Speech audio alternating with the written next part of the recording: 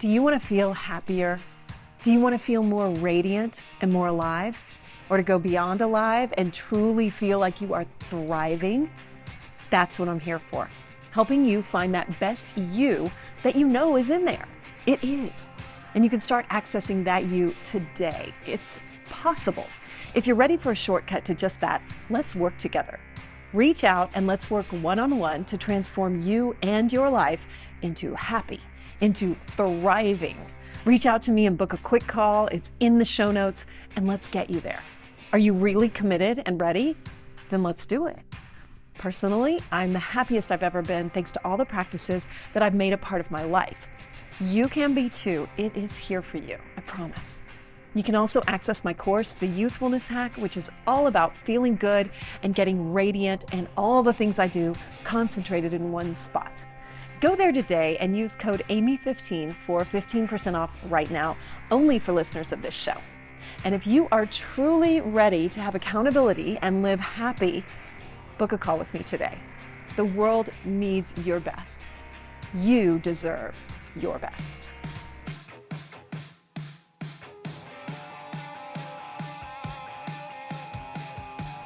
Hello and welcome to the Amy Edwards Show. I'm your host, Amy Edwards, and I am thrilled that you are here today. Thank you so much for showing up for yourself. And because I truly believe, and this goes for me too, that every time we show up for these, we're being more consistent in our lives. We're showing up for ourselves. We are showing the universe that we're ready to bring in the best life possible, which is what we're all about. The happiest, most peaceful, most abundant, most expansive. I like that word the best. The most expansive human experience possible. So welcome. I'm so excited today to welcome our guest. Our guest is Dr. Rebecca Heiss. She is a stress physiologist and a performance expert. That's right. I need to put in a sound effect though, like the crowd going wild. Giving my queen wave to all of the There people. you go. Hell yeah. I am so excited because you're all about transforming stress, which I love. We talk about getting rid of stress, but what if we transform it? I love transformation. I'm all about it. And so I send those intake questions that you filled out. Thank you for doing that to all the guests. And the first one is, describe your message in one sentence. And you wrote probably the best answer I've ever read. Oh my gosh. Fucking love it. I'm really glad. Oh my God, I love it so much. You're wearing your own damn ruby slippers. You're your own brain wizard and you've had the power all along. Yeah, buddy. Mic drop right there. I think people spend their whole lives like wandering that yellow brick road, right? Looking for somebody to tell them you're enough. You've got this. Here's how you do it. This is until we recognize that we are our own wizards, right? Like just like Dorothy, you've got those ruby slippers on. You've had the power all along. And I think it's so powerful to recognize it and to own it and to go, really? I am? And sometimes it does take somebody just going, psst, hey, it's you. It's you. You've got the power. And that has to become you, reminding yourself of that. Yeah. Absolutely. Absolutely. It's incredible. So we're done here, guys. That was the okay. It's been great. Here's how you find her. Well, your platform too is all about fearless, and it's genius. It's simple. You're wearing it on your shirt right now. I need one. I mean, I got you. I'll send you one. Good. Yeah. Thank you. Yeah, I will wear it on the show because you're so I completely agree. And I'm curious about your path to getting to this point, to this realization of your own ruby slippers, to this realization of fearless, love more, be brave more, everything more, All the mores. Yeah. All the mores. Well, all the mores. I mean, how long do we have? Because this could take a while. I was born in No, I'm just, I think the path is one of unlearning and awakening, right? I did all of the things I was supposed to do. I was a smart kid. I had 4.0s through college. I just kept doing the things that I was good at and what was expected of me. And I looked around my life at one point and I had achieved this incredible academic career and I was married to a very kind man and I had a nice house and like all the things. But I was miserable. I was absolutely miserable. And unfortunately, my sister called me and her wife of 20 years, somebody who was like a sister to me, had been diagnosed with terminal cancer. And I thought about that for about a half second. I was like, oh my God, if that had been my diagnosis, I'd be so pissed at the life that I'd led. Oof. Because every decision that I had made out of fear. And that is not the legacy that I wanted to leave. And so what were you scared of? What were you scared of? Oh, everything. I was scared of people's opinions of me. I was scared that I wasn't maximizing my potential in the universe. Like, I have to be everything. I have to do all the things to make sure that I'm checking off all those boxes. I have to live all the lives. Mm-hmm. And so I quit my job, sold my house, and divorced my husband that month. That month. I mean, like, there's a reason that I showed up. Right? Yeah. There's a reason I showed up today in a sweatshirt. I told Amy ahead of this recording, I was like, I got all dolled up and like got my professional jacket on. And I was like, that's not me. Like, I need to live my own message, which is fearing less, right? It's not about being fearless. It's about showing up as yourself authentically. And this is me. Like, I am a hoodie and like slides all day long. You know, this is how I show up. So anyway, I quit my job, sold my house, divorced my husband. And I'm like, whew, now what? Like, now what are the steps that I take to actually craft my own life where I'm not making these decisions out of fear, but I'm fearing less. I'm looking at the fear and going, okay, if I wasn't afraid, what would I do here? And what are the fears that I have? Is it a tiger? Is it like a life-threatening situation? Mm-hmm. Am I going to die if I do this? Or am I afraid of like the rejection or of failing? Or like, what if I don't do it? What are the costs of inaction? What if I don't show up for myself? And those fears began to drive a more fearless life. Does that make sense? So it's a shifting 100%. The fear, right? Shifting the fear. Letting it serve you. Letting it serve you. I mean, because those big life decisions that you make can seem like the things that are really scary, but then you just something overrode those for you, you know, like it's the cost of inaction, right? It's the thinking about you laying on your deathbed at 88 years old or 108, hopefully, 118. Let's not limit anybody, right? And you're sitting there and you're going, gosh, I wish I'd, those regrets are those silent sirens of regret, I think, are the scariest things. And so to me, I wanted to make sure that I was really true to myself and really making decisions that served me, that were passions for me, that led me into curiosity and a deepening of my knowledge and my connection with the universe and one another. And I wasn't doing that by following the standard, like, this is what you should do. So yeah, that was the origin story. I love it. That's incredible. And where did stress fit in it for you? And how has that piece of it fit into all this? Yeah, great question. Thanks. So I mentioned that I kind of had done all the things that I was supposed to do. And among that was getting a PhD.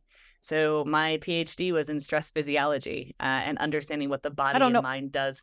Yeah. What that means exactly. Tell me about it. Yeah. I mean, I have a guess, from the words. Thank you for being fearless and asking the question, because that's part of it, right? Is being curious. Oh, I'm not scared. I'm not scared of being dumb. I'm not scared at all. I'm like, tell me. Not. I don't understand. Yeah, it's great. It's great. Physiology is the study of hormones, right? So it's all of the stress hormones that go into our behaviors. So I was looking at mainly cortisol, which is our main stress hormone in humans. But I mean, cortisol affects all kinds of other hormones in our bodies, everything from oxytocin to, the cuddle hormone, the love hormone, to the ghrelins, the things that make you hungry, or your neurotransmitter. So I'm looking at basically how our stress affects our behavior as a result of the changing hormones in your body. And so I had done that. I had achieved that, like, in an academic setting. And I had this PhD. I had this piece of paper that said I knew something about something, but I wasn't actually using it, right? Like, I wasn't applying that knowledge to my own life. And in that sort of disastrous month where I threw a grenade on my life, I started actually taking that. Let's call it transformative. That knowledge. Let's call it transformative. Let's call it transformative. It was absolutely. Yes. I looked around and I was like, I have this body of knowledge. Why am I not using it to better understand who I am and how I show up and the way I affect people around me? So I started applying it. I created a little technique that I still teach today, called the T-3 technique. I'm happy to walk your listeners through it. I want to, yeah.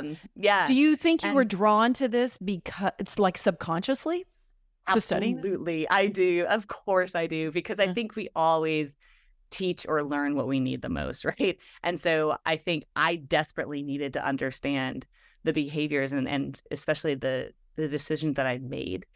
And I mean, it was I can go into a lot of detail later about some stress responses that I had under massive stressful moments, like a sexual assault, right? That I didn't understand. I couldn't understand why I was behaving in a certain way. But when I looked back to the body of knowledge, I'd already had the understanding. I just wasn't applying it to myself. So yeah, I absolutely think that this is something that I needed to teach myself. And then as I learned, be able to share it with others. Yeah, I definitely want to talk about that. Yeah. And how long ago was this? This was 10 years ago. 10 years. Almost 10 years ago. Yeah. Yeah. Isn't that Wow. crazy?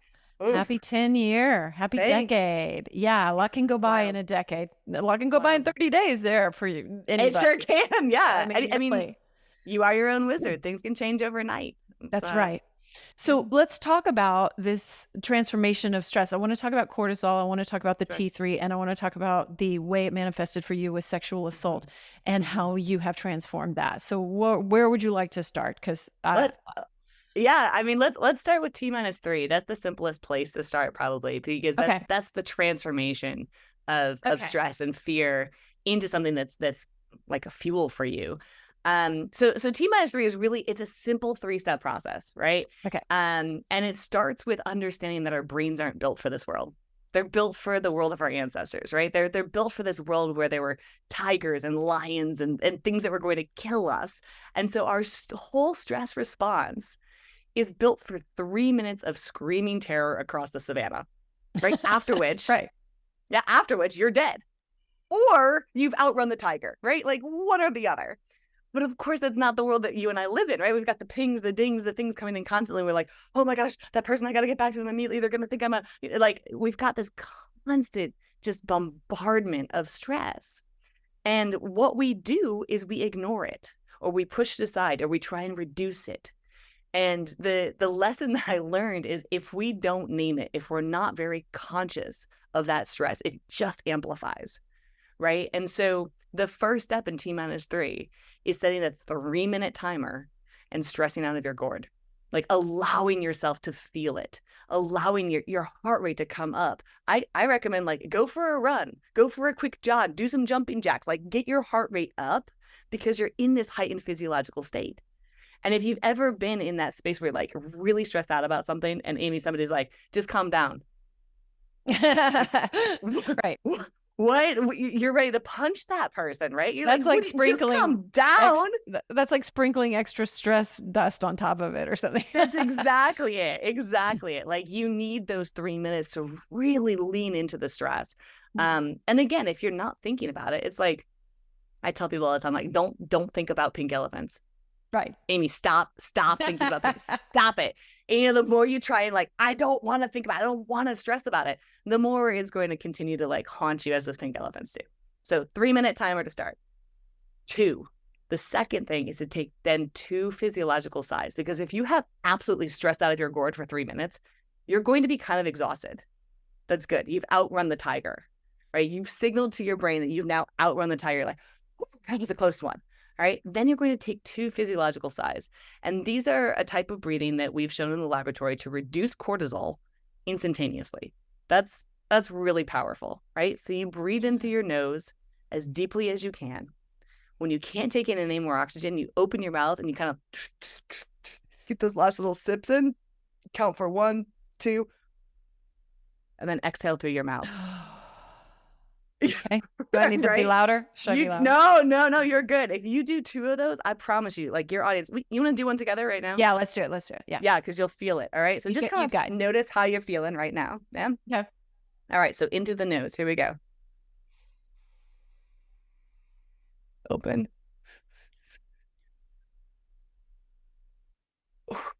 Do you feel that? Oh yeah. Oh, yeah. That's like jello, right? Your body just is like, oh, I get it. Because Yeah. again, like if you're having a tiger chasing you, you're not like, you're doing that like really short breaths. And that's what we do all day if we're not conscious, right? So Yeah. we're bringing this out of the limbic system, out of here, where we're making these like terrible emotional decisions, and we're allowing ourselves to be conscious of this moment, this time, this space that we're in. Brings it to the present. And then the last step, so we've done 3-minute timer, 2 breaths, 1 question. Get curious. Start with any question. It doesn't matter. The first question could be, is it a tiger? Right? Is this thing a life and death situation? If it is a life and death situation, good. You're already stressing. That's great, right? That's exactly what your stress response is built for. If it's not, right? If it's not, another question might be, well, what's the cost of inaction? What's the best thing that could happen? When I'm asking people to get curious, because curiosity and fear cannot coexist. I'm going to say that again because it's so important. In the brain, curiosity and fear cannot coexist. There's literally no brain mechanism for it, because for 200,000 years while the brain was evolving, nobody ever had a tiger charging them and went, huh, I wonder how fast it's coming. What shade of orange is that? Exactly. It looks more like a burnt orange. How many stripes are there? Right. So when we consciously become curious about something, it kicks us out of that fight, flight, freeze mechanism and allows us to begin taking action towards the next step, whatever that is. So that's the T-3 technique to transform any of that fear, any of that stress, any of that anxiety into something that is useful. And that was a game changer for me.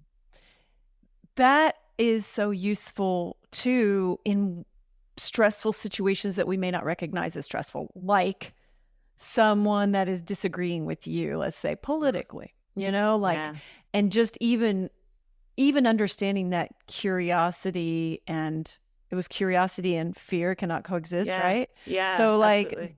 you may not think you're fearful, but you're experiencing a stress response a lot of times in those situations. And so I don't know, I'm just thinking that's great. It's so true. And one of the things that we do, especially I love your example of politics, right? Is we immediately shut down the other person. Like, no, that can't be the case. And what that does is it gets us nowhere. If you're saying no and I'm saying no, there's no conversation happening. Curiosity offers that bridge. So one of the tools that I'll offer your audience is yes and. It's using improv all the time. So Amy, you say something that I completely disagree with. I still have to accept that is your truth. So I'm going to acknowledge that by saying, yes, okay, yeah, Amy, I see that's the way you see it. I mean, I'm inviting you in. Right? Yeah. Yes. And have you considered X, Y, and Z? Now it's not this set up this conflict, this encouragement of stress.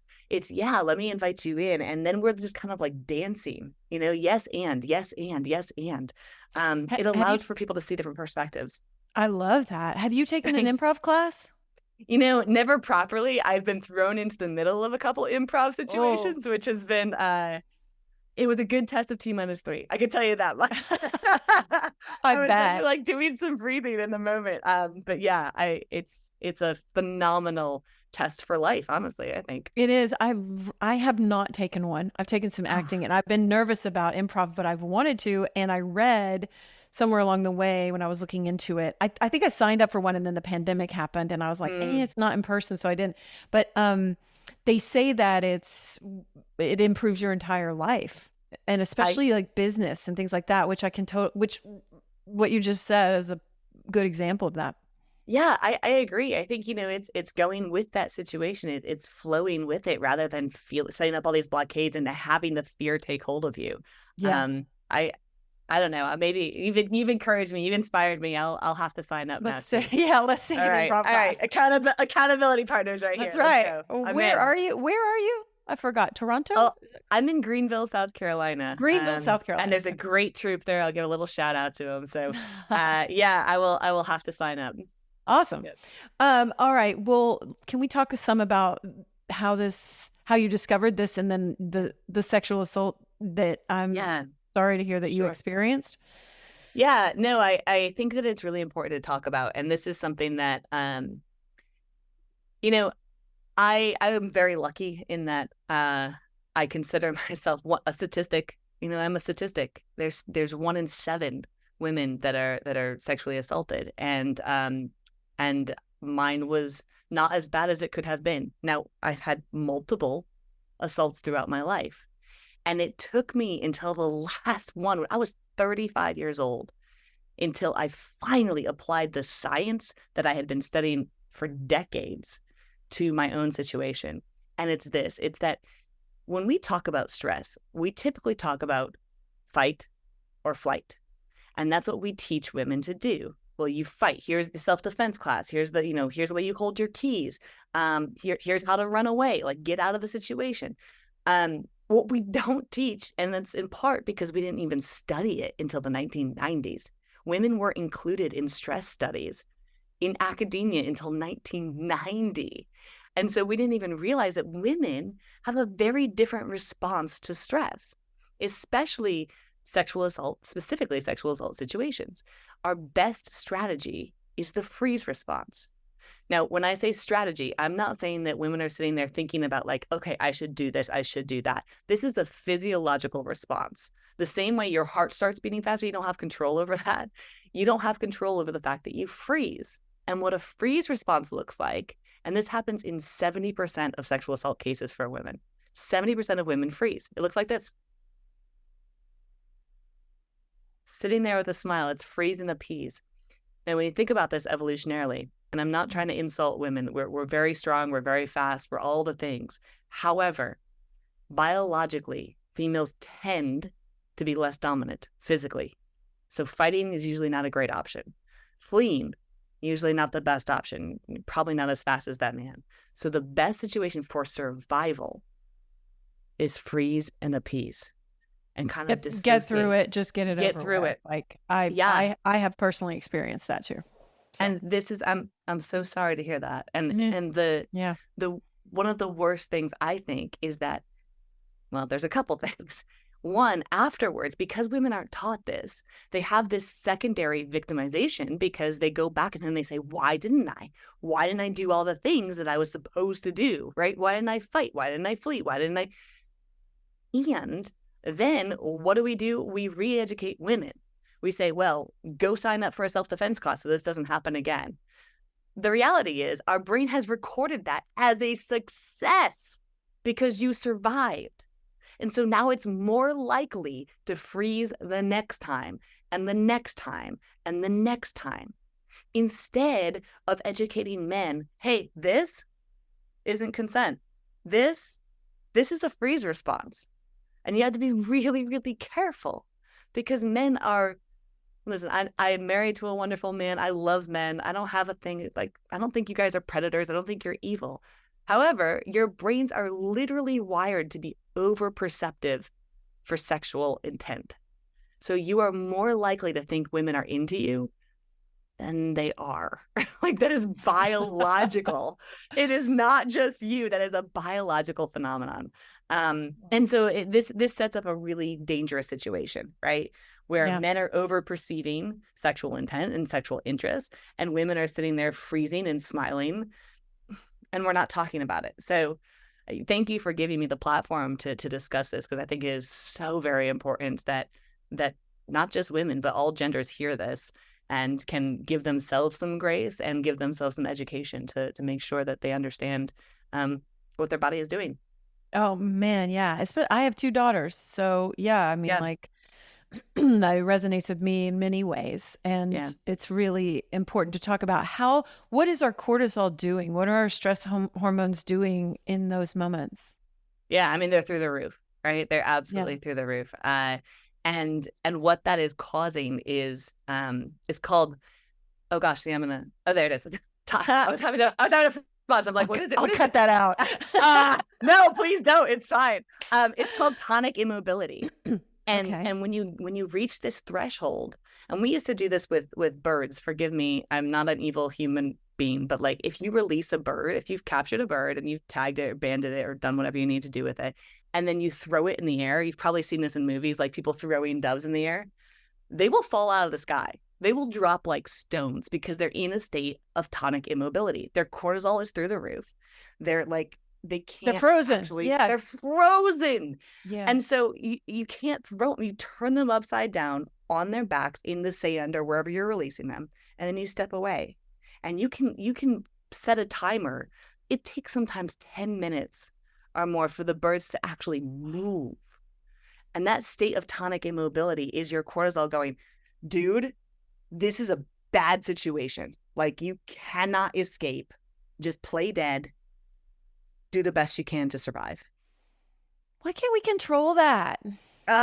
Gosh, wouldn't that be nice? Well, for the same reason you can't control your heart rate, you know? Oh, Like, that pisses me off. I know Yeah. it pisses me off too. It does. It does. I went through something a while back, and I was doing all my practices, and my physiology was not getting the memo, and it was pissing me off. I just was like, I'm not sure what to do.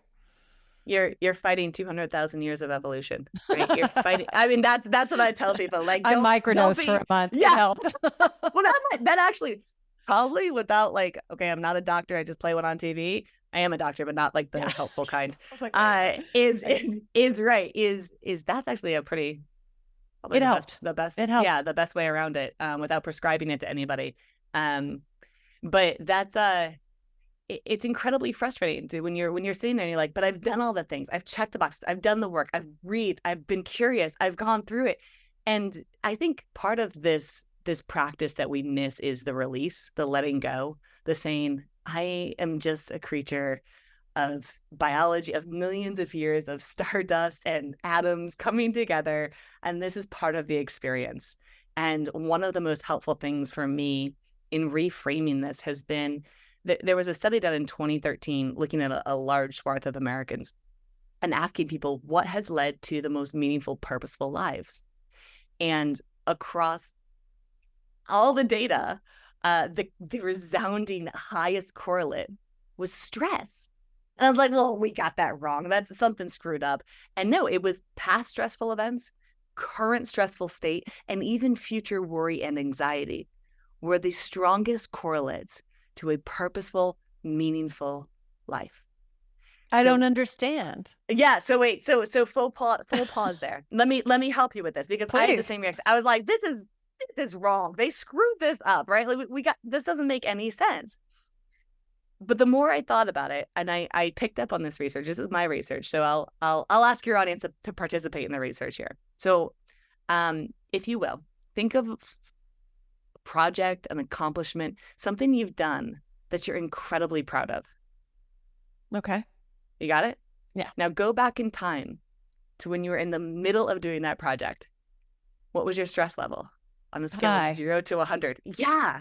No matter what I think of it. Even if I think of having my kids, you know. That's it. That's it. Yeah, exactly. I always am like, dude, I don't have children. I've got 2 stepsons.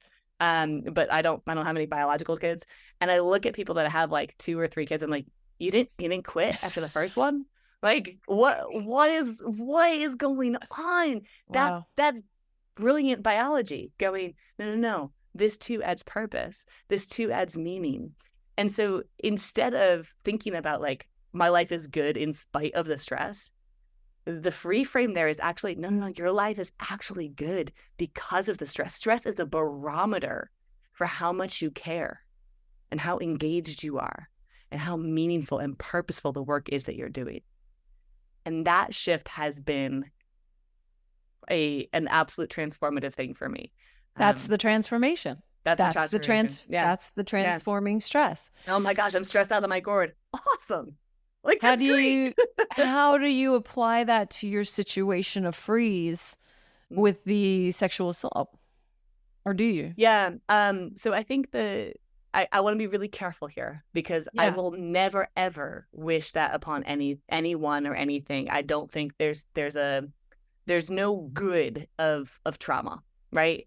The only flip side is I now get to use this, having gone through it, having experienced it, to help others. And there's this really interesting concept. So we've heard of PTSD, yes? Post-traumatic stress disorder. Mm-hmm. Almost everybody has. Have we heard of PTG? Post-traumatic growth. Post-traumatic growth, right? I have. I'm Dr. so Daniel glad you Amen. have. Yes, Oh, yes. phenomenal. Well, Daniel Amen's amazing. He wrote about it in he's his book, and incredible. actually he used Justin as an example. There you go. In his Well, there book, you yeah. go. And these are the things that we don't talk about enough, right? Yes, you can have tremendous growth. Your brain can completely rewire. It's almost miraculous in what our brain is capable of doing, of transforming. But we have to have the tools to do it, right? Yeah. And again, I'm going to say to you, you are your own wizard. You're your best tool to do this. And so much of it is doing the work that is difficult.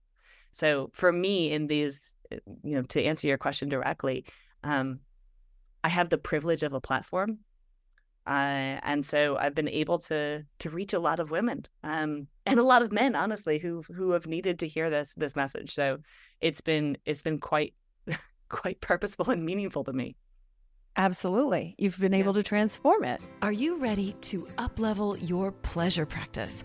I have in mind, and the main things that have helped me are the tools that I've found from Wands. Wands creates luxurious products that encourage us all to honor our body, celebrate our sexuality, and live in pleasure, with more pleasure all the time.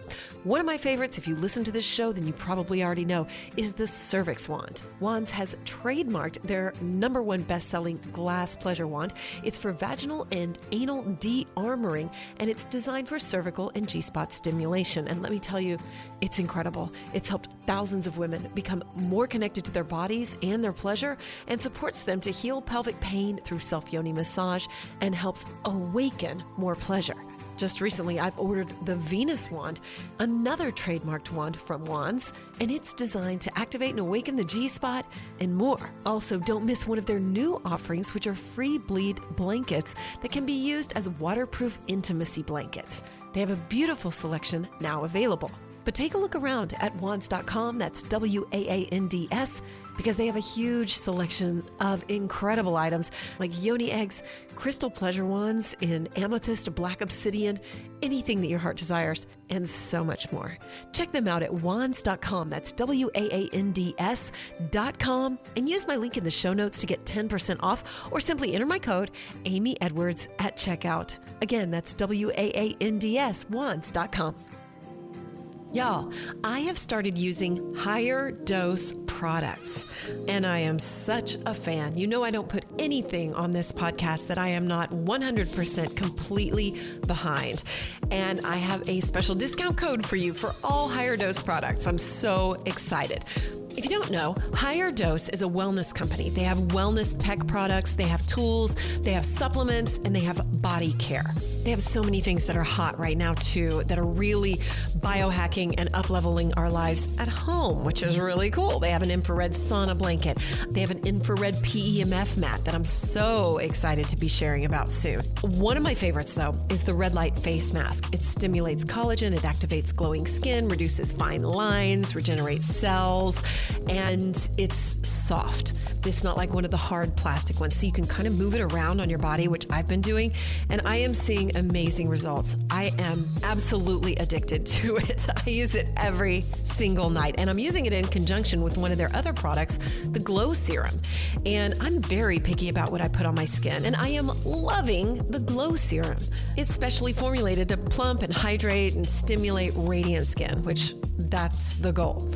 They have a ton of other products too, magnesium ingestibles, magnesium body care, which has a healing oil and a serotonin soap that you can use in your bath, which I've been using too. It boosts your mood, enhances your skin, and deepens your detox, gets you calmed down. Anyway, I'm a fan, so I'm so excited to offer you 15% off using my code MAGIC15. Go to the show notes. You can click through on the link right there, or if you go to Higher Dose, just enter the code MAGIC15 and you'll get 15% off. Higher Dose has been featured in Goop, Glamour, Elle, Vogue, Bazaar, Allure, basically you name it. And there's a reason why, so go check it out. It's at higherdose.com and enter my code MAGIC15 for 15% off. Did you know that according to a study, 87% of women who have hair extensions lie about having them? And almost 2/3 of women have done some kind of hair extension at some point. So if you do the math, it's a lot. This show is all about letting go of judgments. So if you don't want to tell, I'm not going to judge you. And if you want to know the best secret for hair extensions anywhere around, it's right here in Austin, Texas at the Collective ATX. They have the most natural, lightweight, comfortable hair on the market, and they specialize in no damage to your natural hair like traditional hair extension methods, which I've tried them all. And I didn't even know that your hair is automatically damaged if the extensions are placed anywhere below your ears. Crazy, right? My hair is actually growing in and getting healthier now too. Plus, they keep all their extensions in-house, meaning that you don't have to wait at all. Not to mention color. I'm so picky, I did it myself for years because no one can get it right until now. They were named a top 200 salon by Salon Today in 2023. They've changed my hair journey. Let them change yours. The Collective ATX. Link is in the show notes. Tell them I sent you. Do you get hair extensions, Tipsy? Tipsy does not. That's very common, I think, when it comes to people that speak out. The more they speak out about their issue, the stronger they become. And then they realize, oh my gosh, and I'm not only transforming it for myself, but I'm transforming it for others too. That's partly why I try to be as honest as I try to be on this show. Like I recognize that I'm going to get growth out of it when I actually do share, even though it can be really difficult at times. Yep, absolutely. And I applaud your bravery in that. That's thank you. I applaud anyone's bravery and yours as well, because it really, really does make such a difference. And you've had other examples of stress in your life too, which maybe we could talk about too, like, sure. I know that you were wrongly diagnosed with a terminal illness. And what was that? Oh my gosh. Yeah. So this was this was really wild. So my sister-in-law, the one I mentioned at the very beginning of this podcast, unfortunately passed of a glioblastoma. So brain cancer, super deadly, awful experience. So 2 years ago, I had, I'm a speaker. I get to travel a lot. It's an incredible life, but I will say sometimes it catches up to you. And I had, I think 6 cities in 5 days. And I was on stage and I collapsed. And I'd been having like some headaches and some, some just weird stuff going on. And I collapsed, and then I slept for 18 hours straight. Oh my God. So I went to the hospital afterwards and just, talked with my doctor, and she scheduled me for an MRI. She was concerned something was going on. And the results came back, and it said, call immediately, emergent situation, glioblastoma. Oh, shit. Are you kidding me? So I read this result, right? I read this result, and I'm like, I'll tell you how I expected. I expected to feel like, fuck, like this is, no, this is the worst. Like, I don't want to die. I don't want to die. I don't want to die. Like that clinging, right? I felt none of that. I honestly, and I would never have expected this. If you were to ask me this and I hadn't had that experience, I'd be like, oh no, I'd be clinging. I'd be like doing everything I could to survive. I was like, that sucks. And I was so calm. Like I was so calm about it. Now my husband was working over there, and I kind of looked at him and I looked around. I just kind of took in my life at that moment. I was like, wow, this has been really good. This has been a really good ride. And then I was like, all right, hey babe, would you come over here and just take a look? And of course my husband, bless his heart, was like, there's a mistake. And and we went, he literally like drove me into my doctor's right then. And there'd been a medical error. And which also breaks my heart, because I got somebody else's diagnosis. Right. Shit. And I will not, it brings me to tears actually even thinking about it, but I will not ever forget that moment, because I was so at peace. And that was an incredibly relieving moment for me to realize, oh, I don't fear death anymore, because just a few years before that, I'd had that massive realization where I quit my job, sold my house, and divorced my husband, right? Even thinking about that moment. And here I was experiencing it. And I was like, I'm good. This was fun. Wow. Now listen, I am incredibly grateful that I have whatever X number of years left, and I hope it's a very, very long, healthy life. But it was an experience that if I could safely give it to other people, I would want them to have, because Yeah. what a transformative moment. And it's just, it was the same disease Same disease. Yeah. that essentially kind of changed your life before, you Two know, like times. 2 times. Yeah. Isn't And that interesting? neither time it was yours, really. Yeah, But isn't that interesting? yeah. It's funny. I'm just now putting that together here, telling you that. Yeah. Really? Pretty wild. Yeah. And Wow. the most interesting piece is that it was the brain, right? Which is what I study. Yes. So it was just one of those like, huh, okay. Yeah. I mean, that's really odd. Really Yeah. odd. The universe works in mysterious ways. Yeah, For sure. it For really sure. does. When you say, also in your title is performance expert, like, Yeah. what does that mean exactly? Does that mean that you're managing stress in a way that's serving you? Or Yeah, that's exactly it. So when you think about stress, typically people want to get rid of stress, right? And Mhm. that's, to me, a really poor choice, because having zero stress is a dead person's goal. Like that's the only people that don't have stress. Stress keeps you alive. Stress gives you life. And so when we look at stress and performance, the curve actually looks like a normal curve, like an upside down U. Okay. So if you have no stress, you also have no performance. There's no reason to get out of bed. Cortisol, if you're measuring cortisol, the first thing, cortisol spikes to get you up out of bed to go pee or to go get that first drink of water, or like, it is literally the thing that says, hey, you need to get up. Yeah. So you want that, right? As you increase your stress levels, so does your performance, to a point. And then you dip over and we go into distress. So there's 2 types of stress, right? Eustress, which is good stress, and distress, which is kind of the bad type of stress. Now, I'm not a full believer in distress, and we can talk more about that. But Yeah. it starts to decrease your performance to the point where, like, you're so overwhelmed, you're so stressed out that you actually can't do anything. Here's why I challenge distress. Think about Olympic athletes. What's their level of stress? It is like so high in that moment, right? It is so high. It should be in that distress moment. However, they perform at that's when world records are broken, right? They don't get broken at practice. They get broken at this highest level. And so to me, that is a mindset shift. That is adventure versus ordeal. So one of the reframes that I help teach people is talking about stress as an adventure. So often, people are trying to control that roller coaster ride of life. You're strapped into this roller coaster, right? And you're like, I want you to love me. Love me, love me, love me, love me, love me. Why don't you love me? I don't want COVID. God, no, not COVID. We try and control these things that we can't actually control. That's life. You're strapped in. What you can control is your reactions to those ups and downs.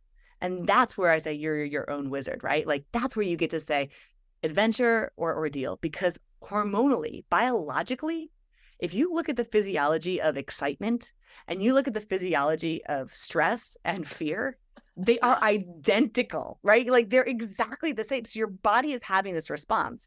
And the only difference is how you're interpreting it. It's like, oh, well, is this an adventure or is this an ordeal? And if I interpret it as an ordeal, guess what? My performance goes down. If it's an ordeal, then my health declines. This is like, there's some incredible research about stress isn't the thing that kills you. How you think about stress is what kills you. So people with really, really high, oh my God, it's wild. So wild. This is a 20,000 person 8-year study. And they looked at people with really, really high stress levels. And unsurprisingly, that's one of the conditions where people die. They had a fairly high mortality rate with really high stress levels. But then they had this confounding factor. They're like, wait, what's going on? People with really, really high stress levels, but who didn't think that stress was negative or a detriment to their health, actually died at the lowest rate. So they died less than the people with no stress in their lives that were like, oh no, I got nothing. So it's not about how much stress you have. It's about your mindset. It's about the adventure or the ordeal in life. And so like, to me, that is so powerful. It's about the story that you're telling in how you perform. So yeah. Oh my gosh, it where absolutely is. Can you give me like a cortisol 101? Because I don't really have a good understanding of it. I'm kind of embarrassed to admit that, but I don't. Well, the short answer is no, I can't. It's a really complicated hormone. Okay, I mean, okay. honestly, Oh, yeah, good. yeah. All right, Don't- it's complicated. Yeah, don't. Okay. Here's what happens. You have neurotransmitters, usually adrenaline. That's the first thing that you feel when somebody claps or you have that startle. That's adrenaline. Okay, that's norepinephrine, and that gets set off in your brain like, all right, and that sends a signal to ACH, so which then sends another signal to your adrenals to pump out cortisol. Cortisol is the lasting stress hormone. All right, so that initial surge, that's not cortisol, that's adrenaline. But you can't stay long on adrenaline, right? Mm-hmm. Something has to come in and support it. That's cortisol. And so cortisol lasts about 20-ish minutes with a single spike, 20-ish minutes. And what it does is it's a protective hormone. It's actually trying to protect you. So it's lowering your sex drive. You don't want to be horny when a tiger is chasing you, right? Like not good. Not good. Right. Not ideal. Lowering your need for nutrients. Like you're not trying to eat when you're stressed out. It's lowering your immune system. Don't put any of your energy into your immune system. You don't need to fight anything. You need to survive right now. Mm-hmm. So these are some of the challenges that you see over like a long period of stress. Is people are like, well, I have no sex drive and I'm losing weight or I'm losing muscle mass or, I'm getting sick all the time. Yeah, it's because cortisol is like just pumping through your system and it's doing all these things to help you survive. That's what's supposed to be a 3-minute challenge and has been extended now for a long time.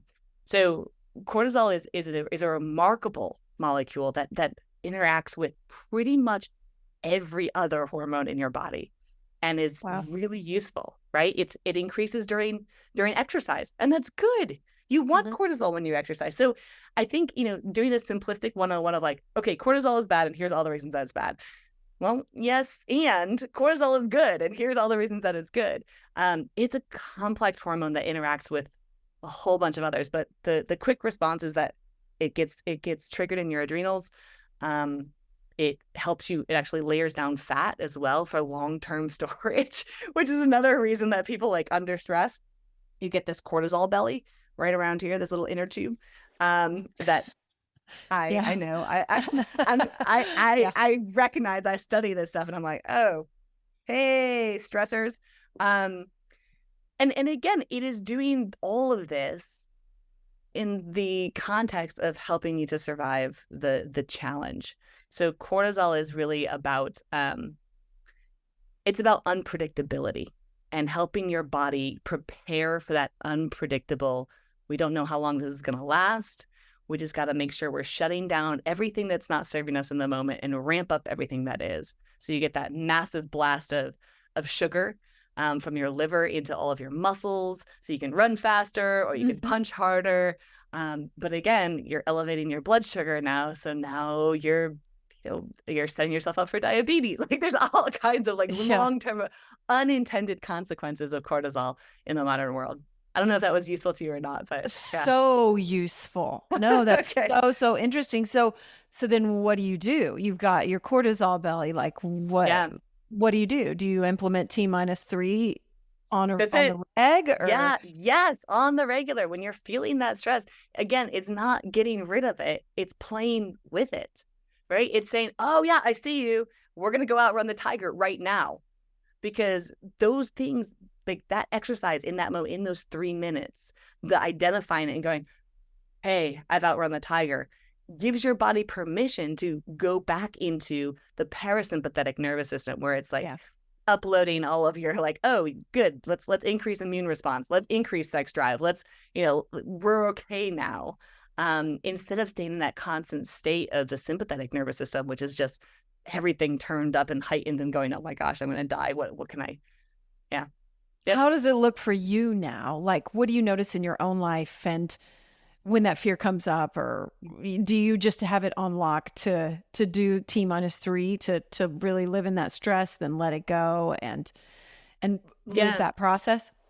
Yeah. I mean, listen, I I get told all the time, like, oh, well, you're a stress physiologist. You must have no stress. Like, you must be. And I'm like, cute. I wish, like I wish I had it on lockdown.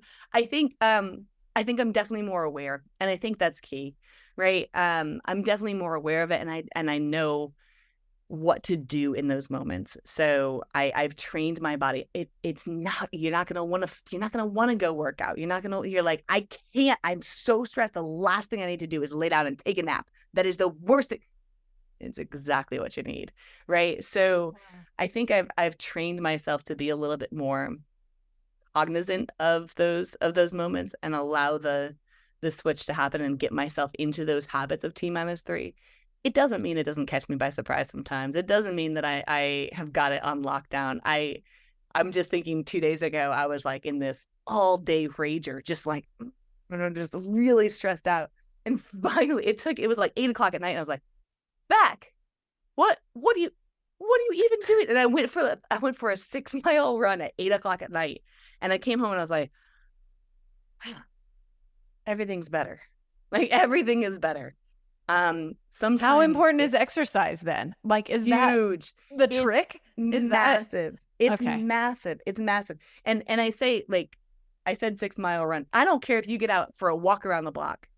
Like, move your body.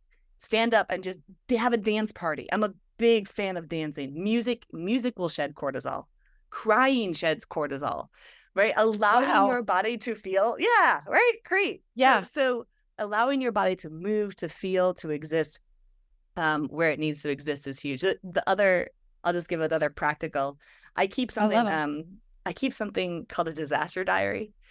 And I had to do this for myself the other day, and I'll tell you the results. So my disaster diary is when I'm really stressed out about something, I write it down, right? I write down exactly my fear, like, this is going to go all wrong. Everybody's going to hate me. Like, like all the things that I'm feeling, it seems ridiculous and we can laugh about it, but like in my head, it's a reality. It's not. Like, yeah, it is. But it is funny, right? 2 days later, it's hilarious. I'm laughing because I can relate. Whole point. Yeah, yeah, but this is the whole point, right? Like, I'm going to write down, like, everybody's going to hate me. It's going to go terribly wrong. I'm going to look like a fool, and I'll never get work again. Okay, that's my fear. And then I set a timer for 24 hours, and I come back, and I look at it, and I update it with any updates. I set it for a week later, and I come back, and I update it with any updates. And I set it for a year later. Wow. And here's what happens. When I go back to my disaster diary, sometimes within 24 hours, I'm like, oh my gosh. All right. And I have to update it like, Rebecca, you were having a moment. Like, let yourself go. It's fine. None of these things happened. Sometimes I go back and I'm like, all of those things happened. And you're still alive. And here's what you learned. And here's how you grew as a result. And here are the wonderful things that happened that you didn't anticipate. And sometimes I go back and I'm like, oh, I don't even remember that. Why was I so stressed out, right? And so just keeping that diary is really useful to me, because when those feelings come up, they are so real and they are so intense that just going back and seeing, oh, I've survived this before, like, I'm okay, has been a real game changer as well. I totally agree with that. I haven't done that on that scale, and that I love that tactic because so I've noticed that things that I think are such a big deal, they, like, just the other day, Justin woke up in the morning and he was like all wound up about our printer and like the ink and just on and on. And I was like, I don't need this shit in the morning. Like, who are you? And like, I was just mad at him for being mad about the printer. And I was like, what's preventing you from getting the printer ink? Like, just, okay, this is really like such a tiny little thing. And so I really like let it affect my morning. I was kind of wound up and I was like, do I need to tell him? Do I need to not? Do I need to say something? And I was going on and on in my head. And then I was like, okay, you have gotten wound up about small things this is really small in the big picture. So you've gotten wound up about things before. So can you just chill the fuck out for like a day and then revisit this? If you're still mad about it, then come back and then see. Yeah. And so, like you're saying, 24 hours. And then I kind of laughed about it the next day. And then a week went by, and now it's been about a week. And I was like, thought about it today, and I was like, oh my gosh, like that doesn't matter at all in our relationship, you know? Right. And But it feels so real. And I think it's it does important feel that you, real. I think it's important that you validate that, right? Like, no, this It is does. this is real. This is really real Yeah. to me right now. It felt real. But when I get a little perspective, I know that it is not life. It is not make or break. And I'm able to shift that into the perspective of the moment to cause myself less stress in the moment when I'm able to say, I shall also let this go, you know, the power of Yes. letting go. And I'm wondering if that letting go is part of not only this, but the fearing less as well. Absolutely. I mean, there's 2 points there that I want to hit on. One, you talked about something really important there, and it's the contagion effect. Like emotion, we're incredibly social creatures, right? As humans, this is how we have, like, we read one another and we pick up on one another. So like you laughing made me smile just now. Like just your laughter, I was like, I'm laughing with you. Yeah, good. Right. And so is stress. So like Justin's stressed out about this thing, and now you're stressed out about this thing, and like everybody's stressed out, and like, and that again increases tension. So even in the moment, if you can, like, do a T-3 together, you know, do the disaster diary together, and then you can have a laugh about it together. And this kind of grows relationships as well. And then the letting go part, I mean, the more you can do that in the moment, listen, good for you. That's amazing. I wish I could say I'm at that level all the time. I'm not. Oh, I'm not there all the time. I'm It's a not. practice. It's a Right. practice. It is absolutely a practice. Yeah. And that letting go for me often comes a day later when I look back at my disaster day. I'm like, Right. laughable, But laughable. the more we do it, the more we're able, right? And so That's it. Your brain is super trainable. It is so highly trainable.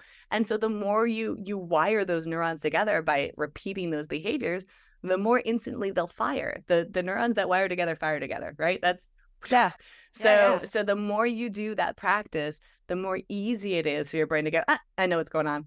Let's do this instead of that. Absolutely. I've been on a rewire journey for about 5 years now, and it's awesome. You know, it's a long game. It's the long game. It's not it's not the right now. It is. Yeah, it is. And I think that's part of the challenge, right? Because we live in a very instant gratification society, where it's like, but I want it now. God, yes. I want, like, give me the pill. I do. I want it now. I want it yesterday. I do too, right? I do too. I so get it.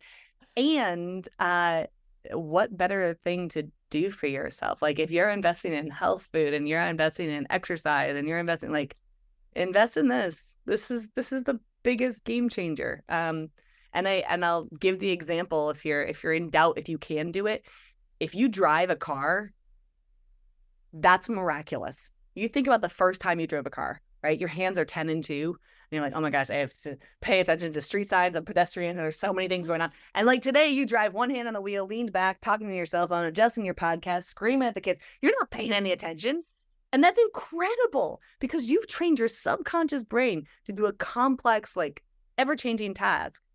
And if you can do that, you can certainly train your brain to override these stories, shortcuts, instincts, that fears that don't serve you. And so it's just beautiful. A matter of, thanks.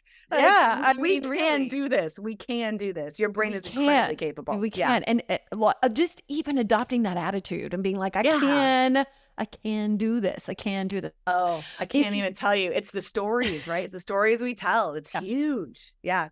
It's huge. Tell a new story. 100%. Tell a new story. And just tell yourself, like, sometimes I just have to look at other people and go, like, okay, it's possible. They did it. Yeah, you know? dude. Okay, so can I nerd out on you for one more second?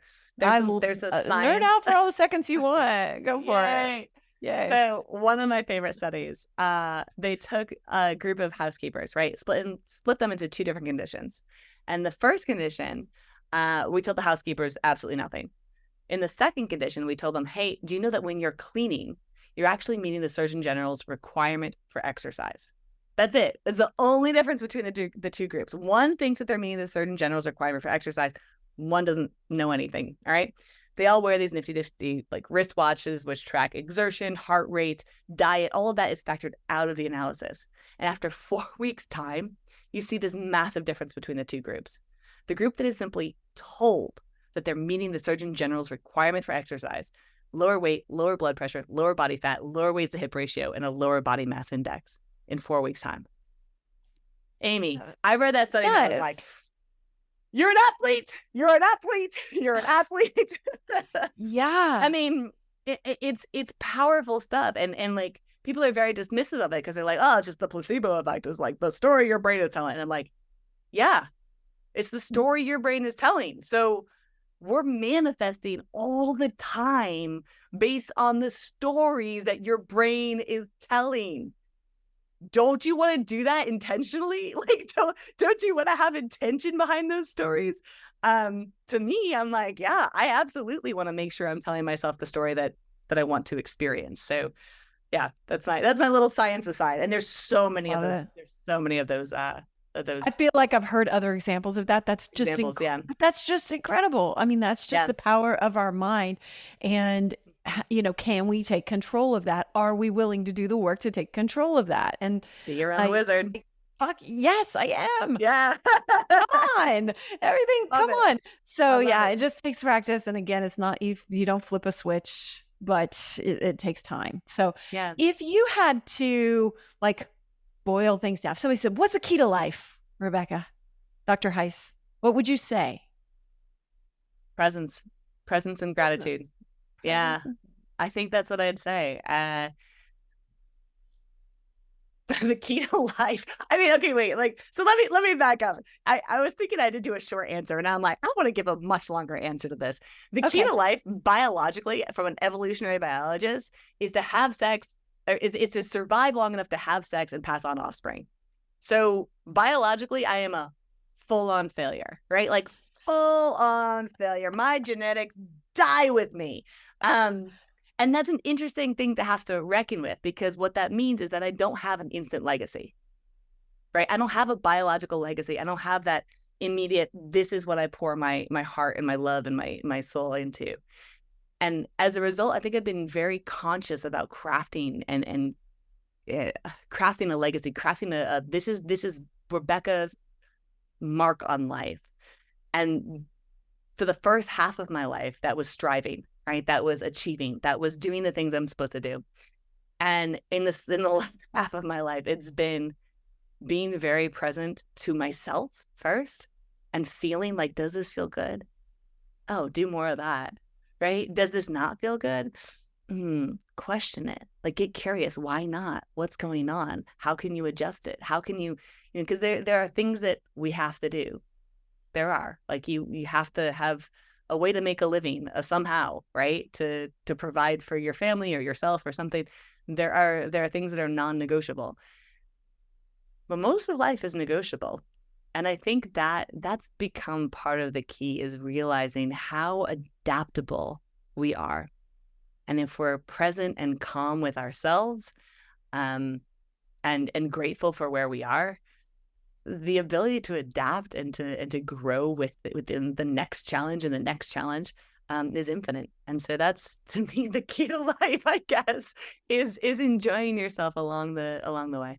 I totally love that. Love everything Thanks. about it. And it is true, like when you're present, you're able to give yourself that compassion, that presence, that just momentary Jomo. pause. It's What's JOMO. It's the joy is missing out. Yeah. Yeah. Like, I just realized we've been talking for over an hour. I just realized we've been talking for over an hour. I was like, oh my gosh, I got to wrap this up. And then like, wait, no, I don't. This is like, that's the little voice in my head going, you got other things to do. And I'm like, no, you don't. This has been such a joy. I have had such joy in missing out on the other potentials, the other possibilities. Maybe that's the key to life, is not comparing and not worrying about all of the other options, but to go all in, right? To be right here. Does missing out even exist? Oh. I just took it to another level. there's no such thing. There's no you such know? thing. Yeah, Yeah. absolutely. I agree. Yeah, which is I agree. transformative right there. Like, how can you change that story, right? And change it into like, I'm never missing out. I'm always exactly where I'm supposed to be, and this is it. That's So, beautiful. yeah, Yeah, that's fucking beautiful. cool. I love Yeah. it. I don't know what we That's changed that not anagram that oh yeah. I know. Yeah. The why can't we think of that? shit. The Oh God, everybody's saying it right now, I'm sure. So yeah. oh yeah. All right, you guys win. Chalk it up. Chalk it up to the I'll think of it listeners. when we hang out. But yeah. Yeah, that thing. Oh Why my can't we God, why can't I think of this? Why can't we think of that? What is it called? I'm looking it up right now. It's gonna drive me nuts. It's And gonna me drive me nuts. too. No, I'm looking it up. I can fucking edit this. I don't care. Like, what is it called? How do I even describe it? Let's see.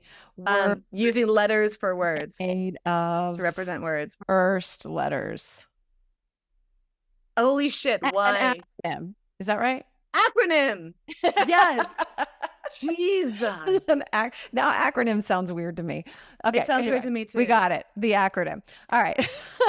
On that note, if you couldn't think of it Wow. too and you were listening, there you go. It's an acronym. So Wow. now we've got to transform that acronym. Okay, what do you want to leave us with today? Is there anything on your heart, your mind, your soul, anything you want to reiterate, anything we didn't get to that we needed to talk about today? Or anything about fearless that we needed to really cover today? You know, there's two things, I think. Sorry. I know. I just want to talk to you. Great. This Don't is my excuse to talk apologize. to you for more. I love it. I love it. The first thing, as I think about it, in like we've talked about this being a long game, and like you have to be patient with yourself, and this takes time to change these pathways, which is true. Yes, and you can start to see results immediately.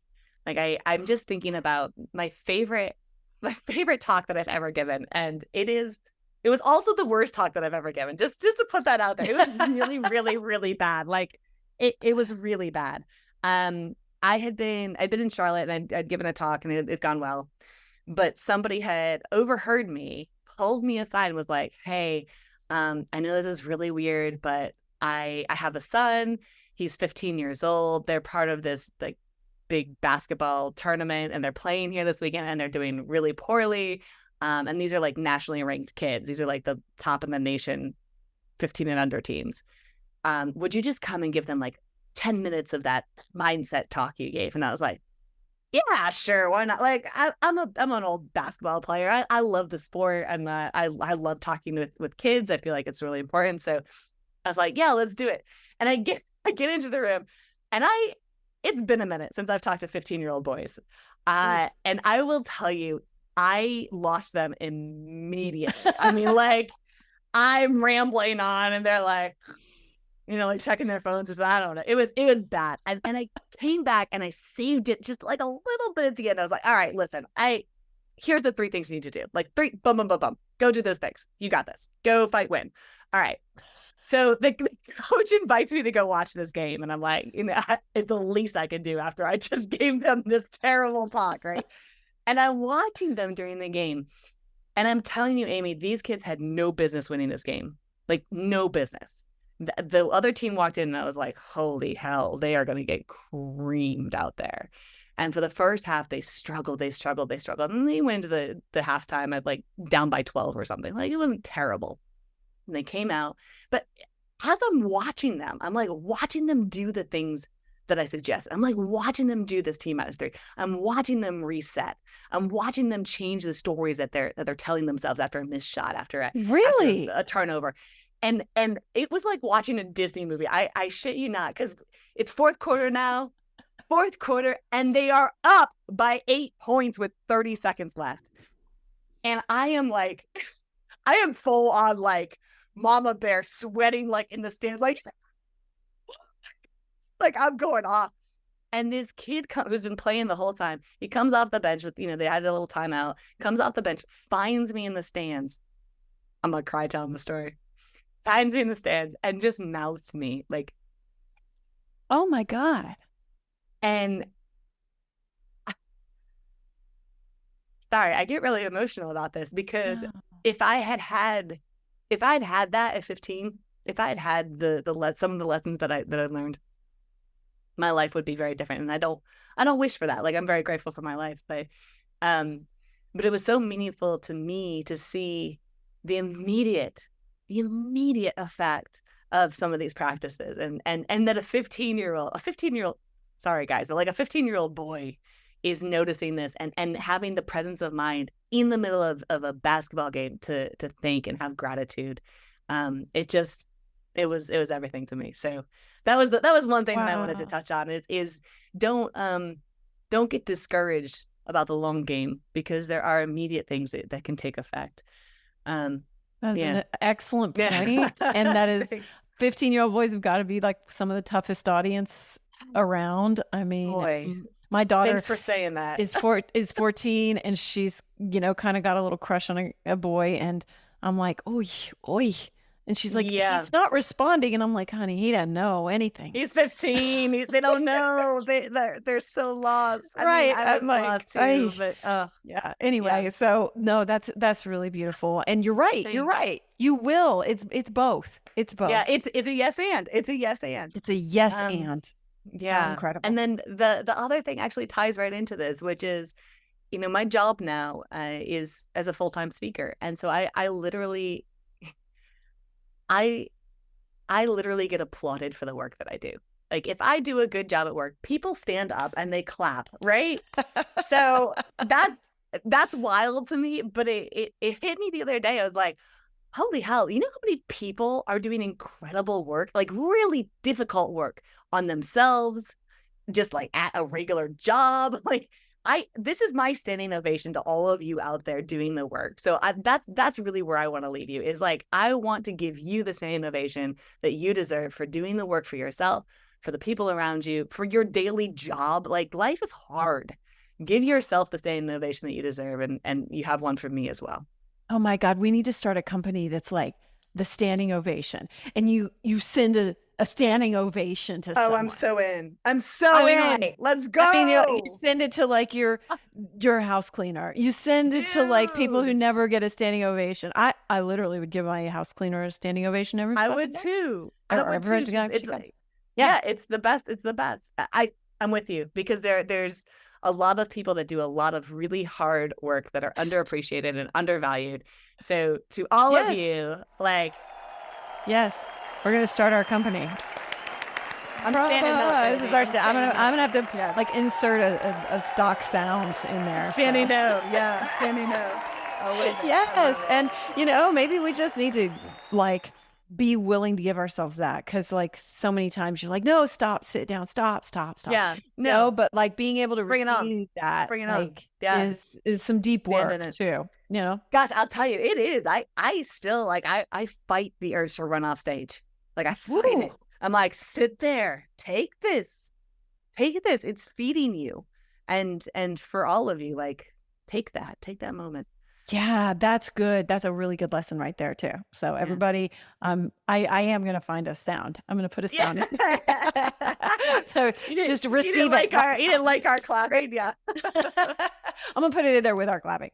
So yes. Well, this has been absolutely amazing. Thank you so much for taking the time today and all that you shared, because I too love just not only what we learned, but the practical tips that we can use. T-3 is very cool. Thank you for not only coming up with that, but just sharing it today. I really am grateful.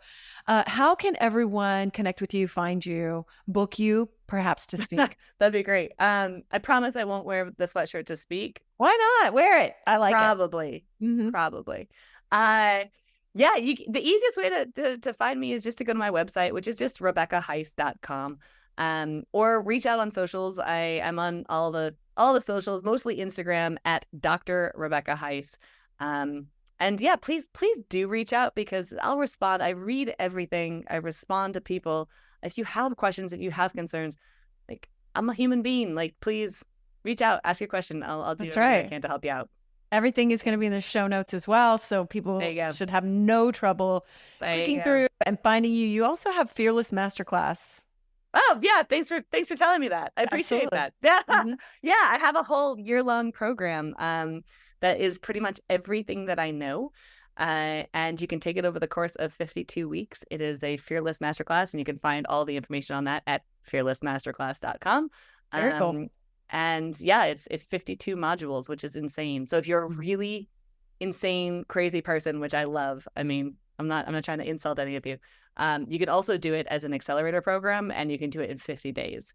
So if you're one of those people who's like, I need results now, there you have it. So that's cool. Yeah, it's a fun program. Yeah, very nice. Well, good. Well, the link will be in the show notes for that as well. So thank you so much. Thank you so much for everything and for taking the time to do this today. Super grateful. This has been an absolute pleasure. Thank you so much for having me on. And thanks for all of your excellent questions. I'm giving you a standing ovation right now. Right back. I'm sitting, truth be told, but I'm going to stand up right after this and I'm going to applaud. So thank you so much. And thank you to you for tuning in today and for being here, because you are showing up for yourself. I don't know about you, but I have wondered about cortisol more times than I can count. And so I'm really glad to have just a little primer on how that looks for us, how it's functioning in our bodies, and what it is affecting. So that's really important. The more we can understand, the more we can use things to serve us. So thank you for being here and showing up for yourself, and rate, review, subscribe, all the things for the show. I haven't asked for a rating in a while, so if you can do it. Spotify is super easy. If you're listening there, just hit the stars. That would be amazing, because for some reason, those are a little bit harder to accumulate. So please do, if you're listening on Apple too, I'd love a review. And of course, reach out to me anytime. Subscribe to my newsletter. That'll keep you up to date with everything. It's at amyedwards.info or amyedwards.com, and you can find everything. So thank you again to our guest, Dr. Rebecca Heiss. Go check it out. Go get more fearless and more everything. So I love you so much. Thank you for being here. Till next time. This has been the Amy Edwards Show from Overcome Studios. Remember to rate, review, and subscribe. And thank you so much for being here. Sign up for our newsletter at amyedwards.com.